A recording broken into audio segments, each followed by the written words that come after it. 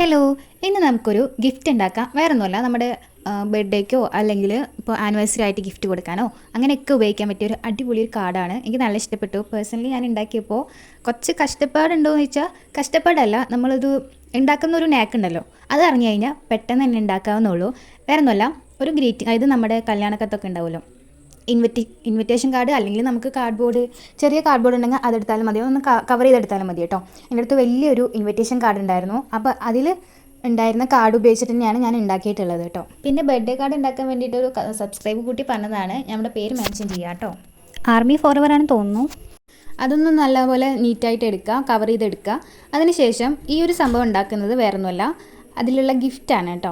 അപ്പോൾ ഫസ്റ്റ് ഉണ്ടാക്കേണ്ട രീതി എന്ന് പറയുകയാണെങ്കിൽ, കാർഡ് നമ്മൾ വെട്ടിയെടുക്കുക. അതിനുശേഷം രണ്ട് ഒരേപോലെ കാർഡ് എടുത്തിട്ട് ഫ്രെയിം ഉണ്ടാക്കിയെടുക്കുക. അങ്ങനെ ഒരു ഫ്രെയിം വെട്ടിയെടുത്തതിന് ശേഷം പിന്നെ നമുക്കൊരു 4 പീസാണ്, 4 അല്ല 5 എണ്ണം വേണം. നിങ്ങൾ കണ്ടിട്ടുണ്ടാവും. അങ്ങനെ ഒരു 5 പീസ് എടുക്കുക. എന്നിട്ട് ഇതേപോലെ ഒന്ന് ഒട്ടിച്ചു കൊടുക്കുക. ഒട്ടിച്ചു കൊടുക്കുന്ന രീതി നേരെ മനസ്സിലാക്കുക കേട്ടോ. അങ്ങോട്ട് മുകളിലേക്ക് വരുന്നത് ഫുള്ള് താഴത്തെ ഭാഗത്ത് ഒട്ടിച്ചു കൊടുക്കുക. പിന്നെ അത് താഴേക്ക് തന്നെ ഇതാക്കിയിട്ട്, എനിക്ക് പറഞ്ഞു തരേണ്ടതെന്ന് അറിയില്ല, ഫുള്ള് കൺഫ്യൂഷനാണ്, അതാണ് ഞാനിങ്ങനെ തപ്പി കളിക്കുന്നത്, വേറെ ഒന്നുമില്ല. അതിനുശേഷം നമ്മൾ ഫോട്ടോസാണോ അല്ലെങ്കിൽ എഴുതി കൊടുക്കാനുള്ളതാണോ അത് 4 എണ്ണമായിട്ട് കട്ട് ചെയ്യുക. എന്നിട്ട് 4 എണ്ണ രീതിയിലാണ് ഒട്ടിച്ചു കൊടുക്കേണ്ടുള്ളൂ കേട്ടോ. നമ്മൾ ഇതിൽ വെക്കുന്നത് 5 എണ്ണം ഉണ്ടായിരുന്നു, 5 കാർഡ് ഉണ്ടായിരുന്നു, പക്ഷെ 4 എണ്ണമാണ് ഒട്ടിച്ചു കൊടുക്കേണ്ടത്. എന്നിട്ട് തിരിച്ചിട്ട് അടുത്ത 4 കൂടി ഒട്ടിച്ചു കൊടുക്കുക കേട്ടോ.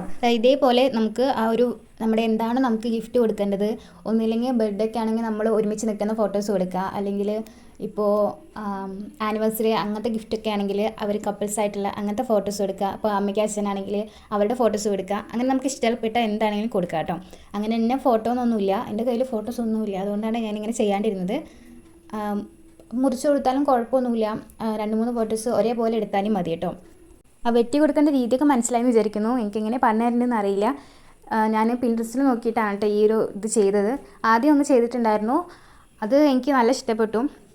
പിന്നെ ഇത് എനിക്ക് ശരിക്കും അതിലുള്ള കളേഴ്സ് എനിക്ക് ഇഷ്ടപ്പെട്ടില്ല. അത് എഴുതി കൊടുത്തതും പിന്നെ ഞാൻ തന്നെ ചെയ്തതാണ്, അതെനിക്ക് അത്ര ഇഷ്ടമായില്ല.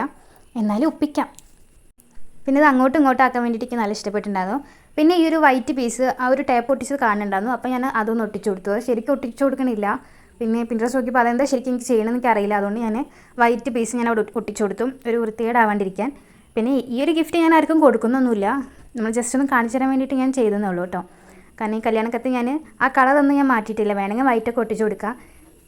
അപ്പോൾ നമ്മുടെ ബർത്ത്ഡേ ഗിഫ്റ്റ് ഇവിടെ റെഡി ആയിട്ടുണ്ട്. ഞാൻ ഹാപ്പി ബർത്ത്ഡേ എന്ന് പറഞ്ഞിട്ടാണ് എഴുതി കൊടുത്തത്. അങ്ങനെ ഒരു കോട്ട്സ് എഴുതി കൊടുത്തിട്ടുണ്ട്. പിന്നെ നമ്മുടെ ഗിഫ്റ്റും. അപ്പോൾ ഇഷ്ടമായാൽ എന്തായാലും അഭിപ്രായം പറയണേ. Okay, thank you.